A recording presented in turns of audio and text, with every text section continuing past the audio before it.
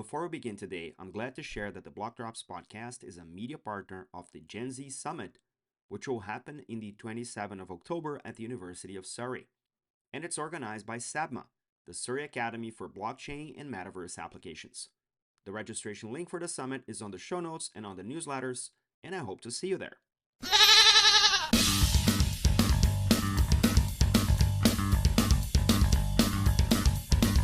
In the 211th Block Talks, we speak with Stephen Hess, founder of Metaplex, who discusses the power of tokenization beyond memecoins. I'm your host, Mauricio Magaldi, and this is Block Drops, your weekly digest on blockchain for business.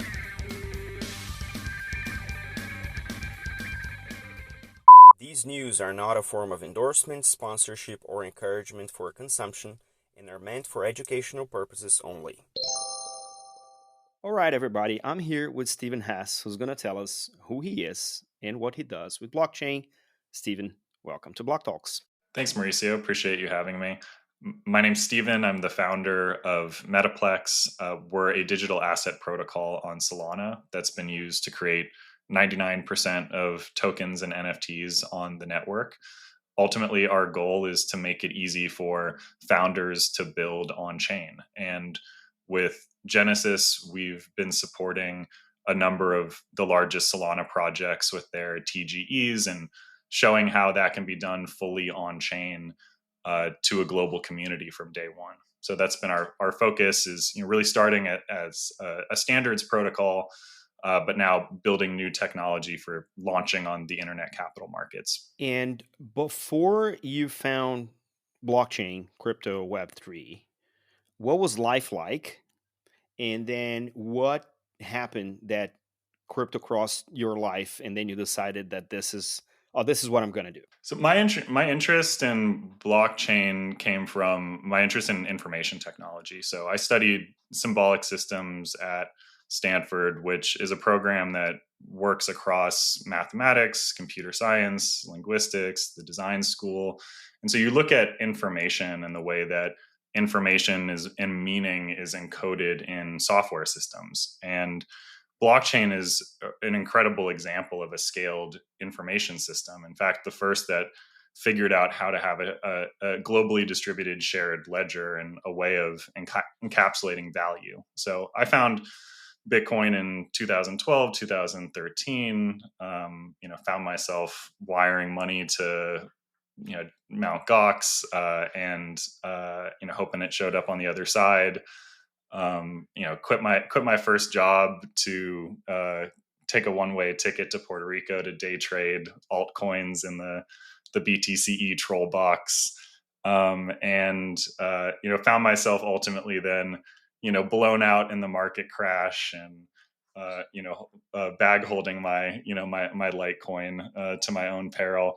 But from then, I've had an opportunity to work in technology startups and was able to join the Solana team early on as the first PM and designer and build out a lot of the early application infrastructure and ecosystem. And since then, have been leading Metaplex, which we incubated at Labs and serves the role of ERC20, ERC721, these fundamental standards that have allowed this entire economy to grow. One of the things that I found most interesting about taking a peek in your background is you come from health tech, which is not a usual start for people who are in crypto, let alone trying to reinvent capital markets. So what are the things that you learned in that industry that you were able to port to your Web3 experience?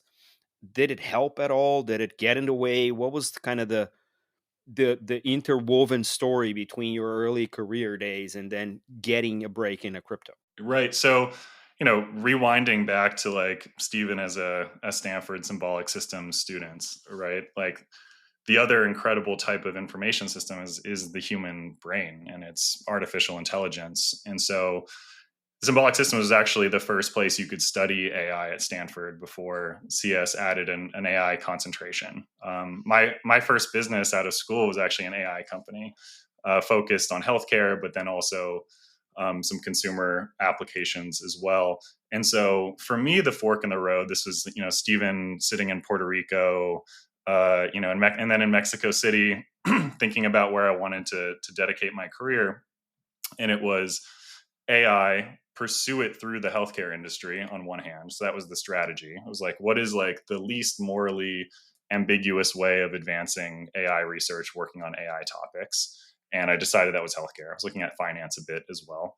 And then I was working in crypto. And so I actually have some hilarious like cold emails from that time, like trying to get jobs in early crypto startups. But ultimately found my break joining a small health tech company in an incubator called Rock Health, which then sort of brought me into this bigger scene in within SF, and that led me to Omada Health, where we were building AI software for digital health coaching, where I had a chance to work for Raj and Eric Williams, who were two of the Solana co-founders. So my like journey back into crypto is actually like very personal. Like I, had a chance to see them starting Solana, like, at the WeWork above the mall when there was a mall in downtown SF.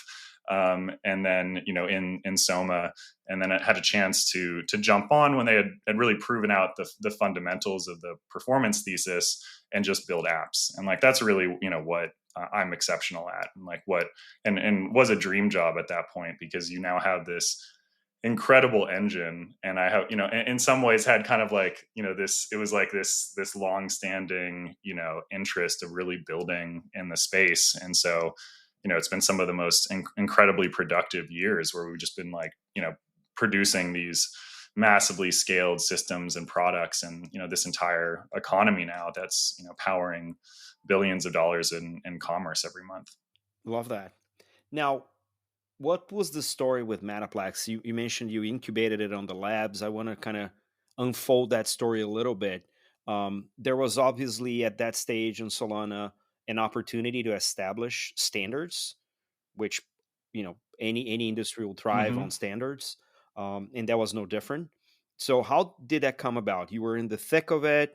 An opportunity emerged. What was the kind of the impetus and the stimulus for that? It's interesting because at that point in time, the focus in the Solana ecosystem and teams was primarily DeFi. It was the decentralized NASDAQ vision.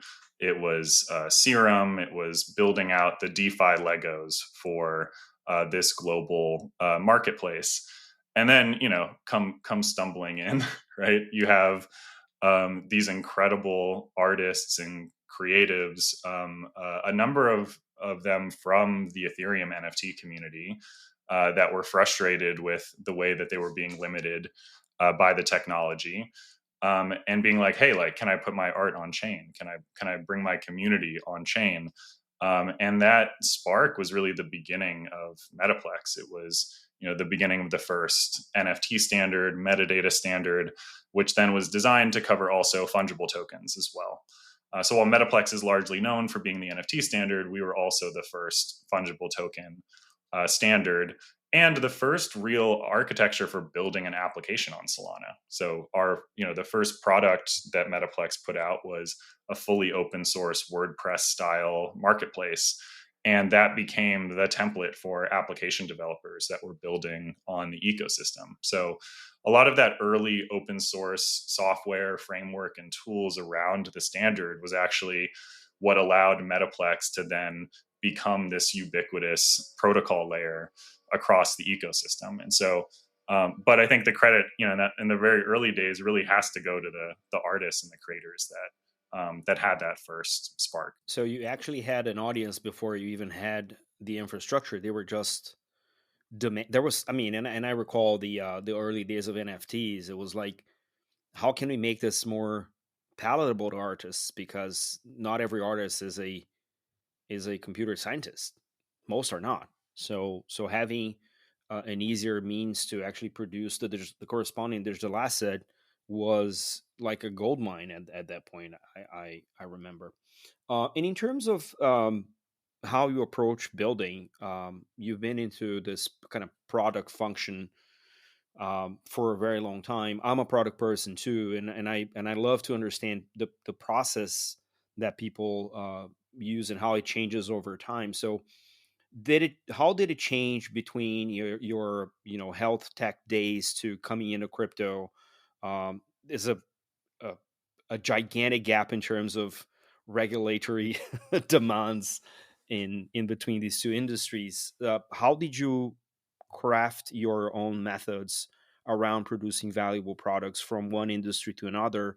And after being this long in a crypto, what were the things you found work and don't work from any other experience you had before? Yeah, it's funny. I joke sometimes with my friends that I like wished on a monkey paw where I was in healthcare, being like, I wish things would just go faster. And then you end up in crypto, and it's like the most intense game of speed chess in the world from a product perspective. And I really do think that is the simplest distinction. It's the game speed and being able to sit in the pocket as you have these giant movements in the market, in sentiment, in price, and being able to manage expectations, even just the emotions of that, and keep building towards your vision. I think that's, the being in the arena and the feeling of that, I think is also just very different. Like in healthcare, you really are talking to a narrow audience of health plans and provider groups. But in crypto, you're building for the public. And does that change the approach to building or to prioritizing features or the type of engagement or interactions you have with your target persona, if you will? What changes in your demeanor to approach one versus the other? I assume that there's a lot of the similarities on the human component, but there's all sorts of technological and contextual jurisdictional aspects that are kind of different. I'm just trying to kind of probe you on that area of the process. It's a good question. I haven't necessarily sort of thought of it in this way before, but in healthcare, I was working with some of the best designers in the world that came from these large design agencies, like the IDEO and the Frog designs. And like their method is the human centered design method, and that's very much what I am at my core. Like I'm a product designer. Like in my heart of hearts, like that's how I view myself, is being able to understand what people need and then craft and develop differentiated products that meet those needs. But in crypto, you're actually well, I actually think that's an undervalued skill in crypto, so I don't want to like set that aside.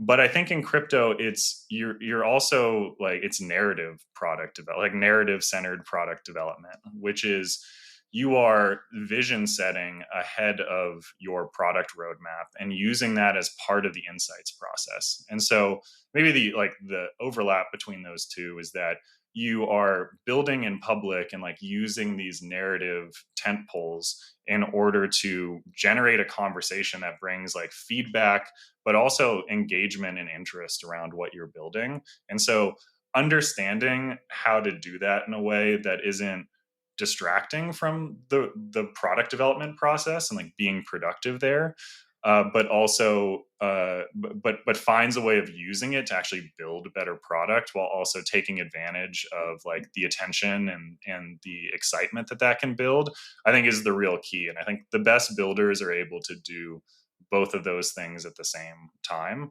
but like very different from like working in like an enterprise healthcare org. It's actually generally frowned upon to like be tweeting. Like if you're like tweeting about your work, people are like, what are you doing?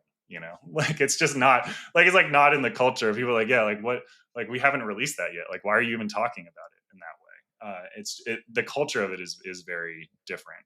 But I frankly think I think most tech communities, I think healthcare as well, would really benefit from like learning from crypto builders in this way. Like that narrative driven development does help you build better product at the end of the day. Yeah, you're touching on something that to me is very important, and the reason why I'm in Web3, which is the decentralization paradigm, right? These companies in traditional industries are not prepared to think about the effects of a different paradigm. They don't operate in that paradigm. They operate in the centralized economy, the centralized paradigm, and the openness that we have to have as we build decentralized systems and products is so different, at least in my opinion, that it's not even the same headspace that they operate in, because decentralization is such. It's not just the tech; is the paradigm itself. So, um, absolutely, I think that kind of you kind of spotted it really well. Now, one of the things I really wanted to ask you about is we had about a year ago, we had a little more than a year ago, we had a boom in, especially in Solana, on the meme coins. So I really wanted to kind of, grab what your experience was, pretty much enabling that. It was a phenomenon. I'm not gonna lie. It was one of those things that was like, wow, we really can do that, right? As an industry, it was like, oh my god, we really can do that.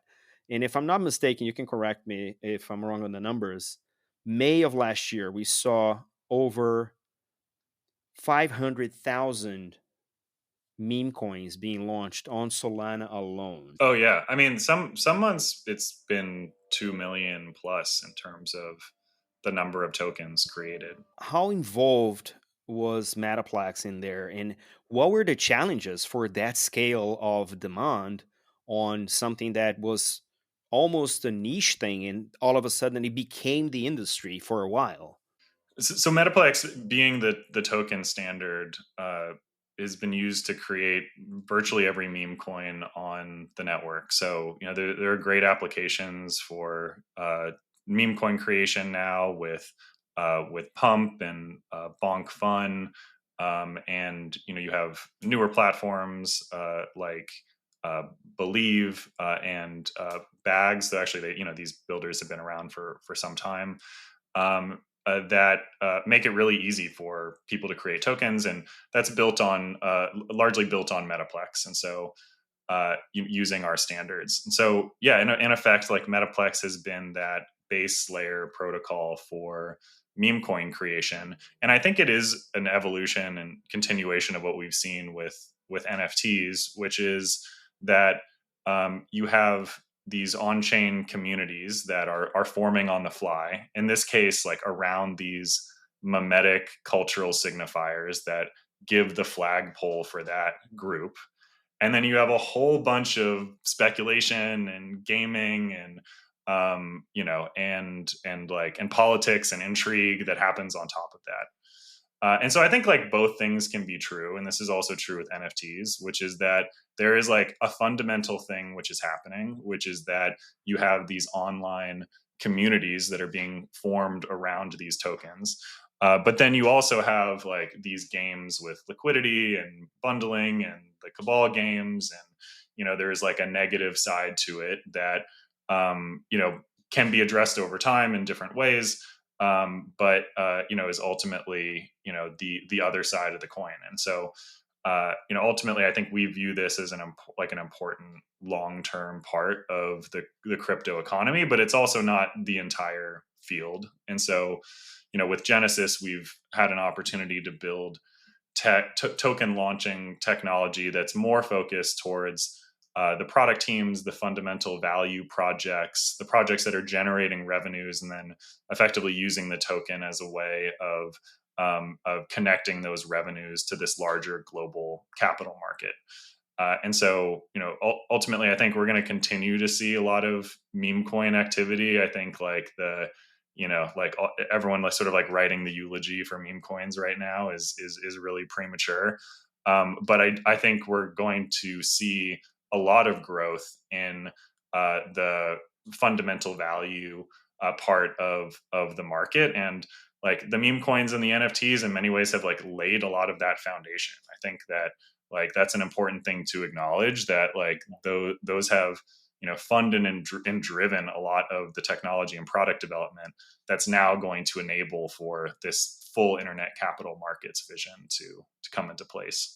Yeah, what's the saying that any technology's early days feels like a toy, Yeah, for sure. which kind of speaks a little bit to kind of this kind of playful space of the meme coins, and then you have to build infrastructure to handle all of that, and all of a sudden other use cases emerge that benefit from that very infrastructure in a variety of ways. So I will have to ask you, what are your favorite use cases you've seen emerge from the work you've done over the last few years on Metaplex, because we're in the show, we can only explain the value of blockchains by articulating what use cases they are and what they're solving for. So I would love to hear from your experience what that was.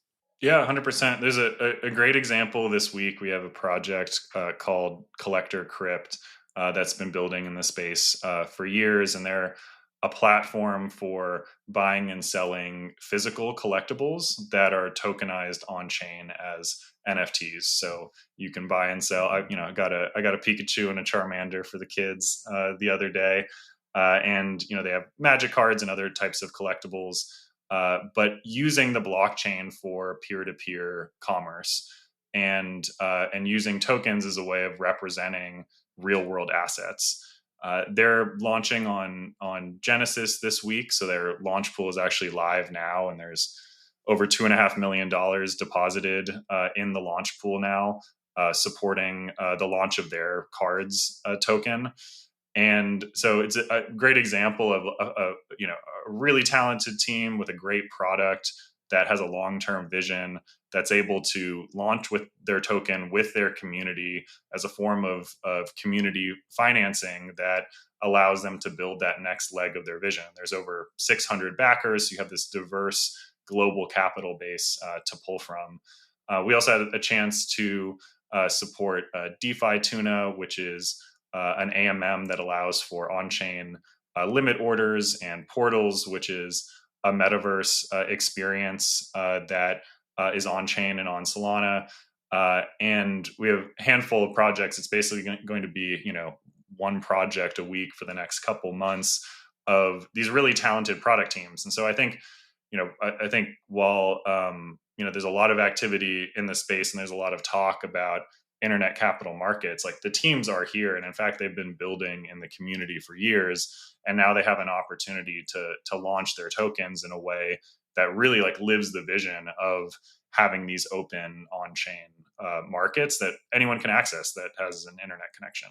Are there any non-financial, other than meme coins and DeFi style, any other industries that have you seen have tapped into tokens and crypto in ways that either were curious or you unforeseen?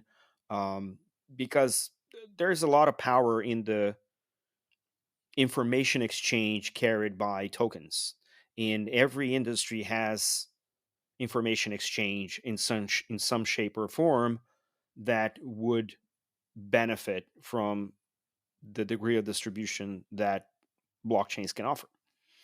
So I have to ask: have you seen any other industries tap into this space as of now?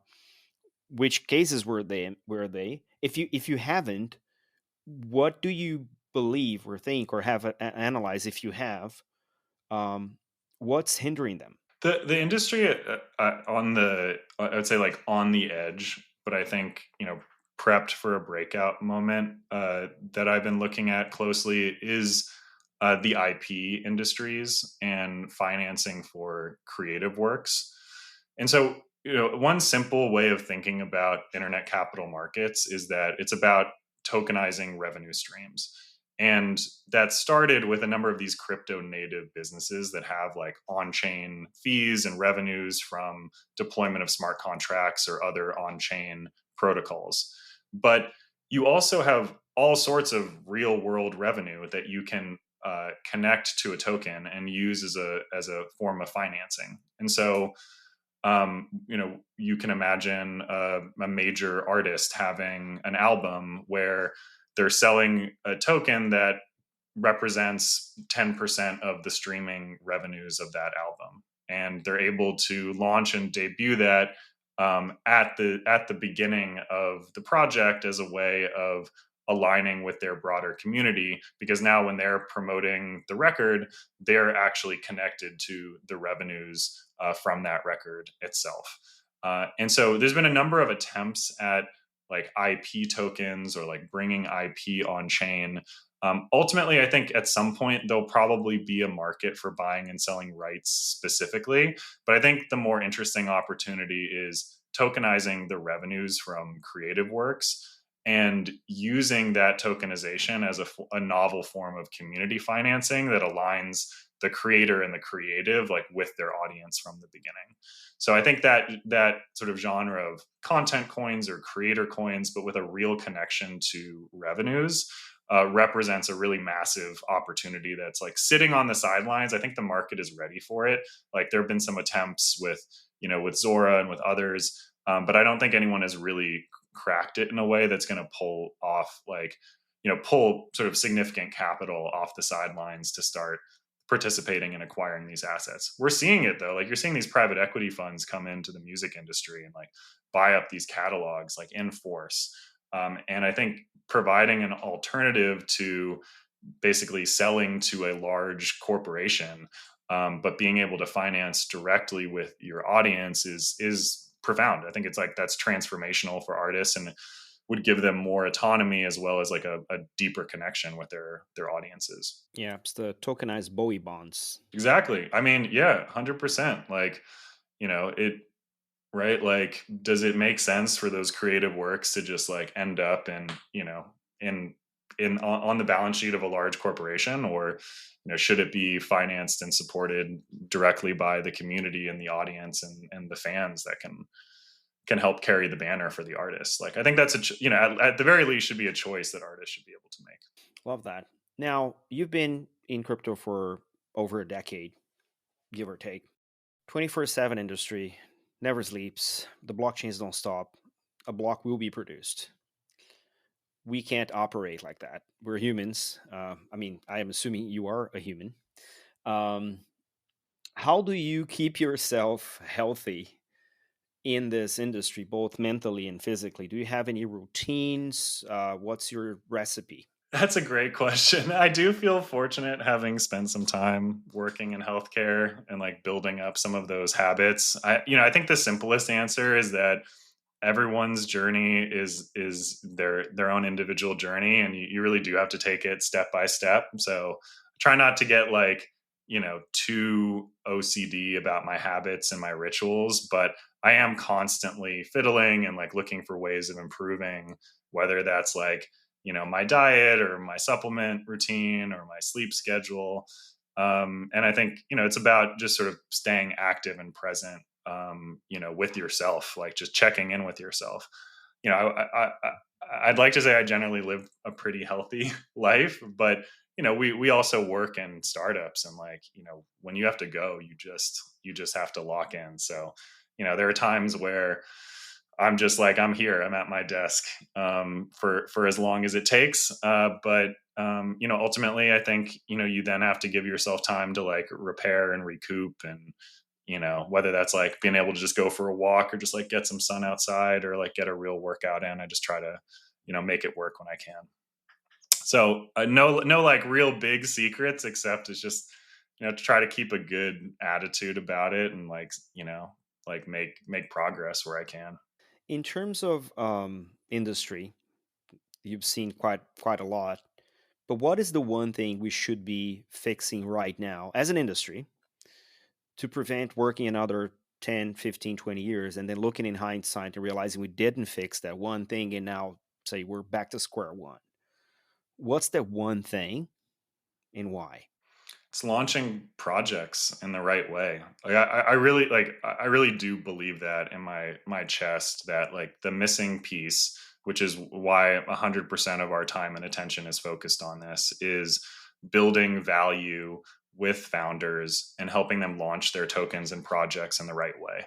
It's upstream of DeFi usage, it's upstream of block space demand. Like it is the key lever to making this a long-term economy, that's a positive sum for all participants. Like there's all this talk like around about like PVE games and getting out of PvP, and it's actually like very simple. It's just you have to generate more value than you capture, and that's done with revenues, and creating fundamental value for people. And that comes down to structuring tokens in a way that allows for healthy capital formation and allows founders to connect the revenues of their projects to their token and then get back to work, which is focusing on the things that are most important for them, which is their customers, finding product market fit in their markets, and then, generating revenue that then creates that value ultimately.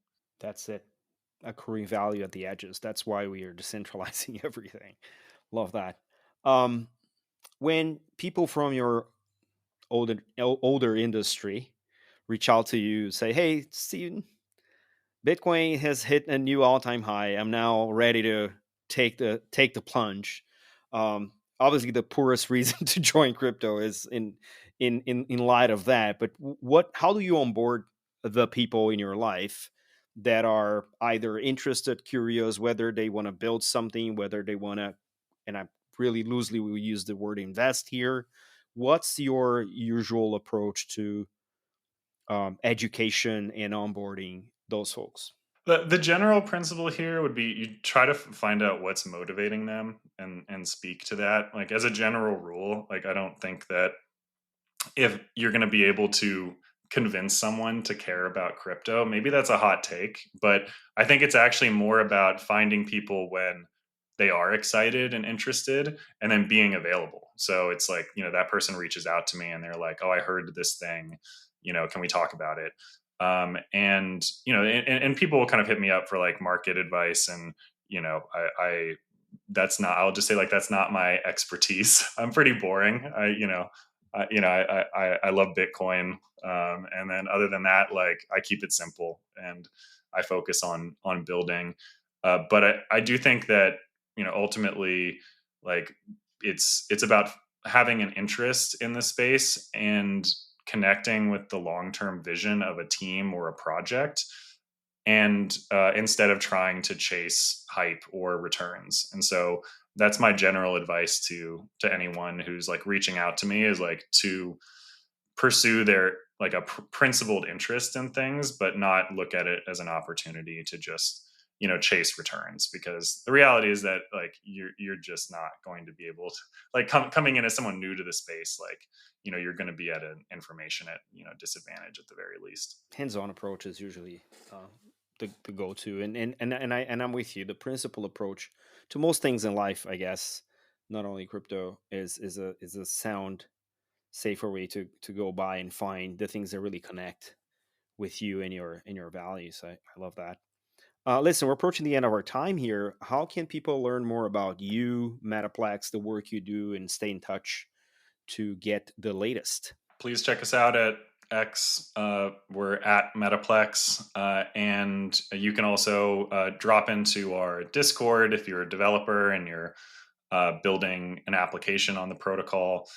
So, would encourage anyone who's a founder looking to launch a token, or a developer that's building an application that uses NFTs and tokens on Solana, to reach out, and we'd love to help. Stephen, thanks for joining us here. Appreciate you coming over and sharing your journey in crypto, and wishing you all the best with Metaplex going forward. Hope to maybe bump into you somewhere in the world in a crypto conference somewhere. We'll see. Yeah, let's do it. Appreciate you having me. Thanks for taking the time.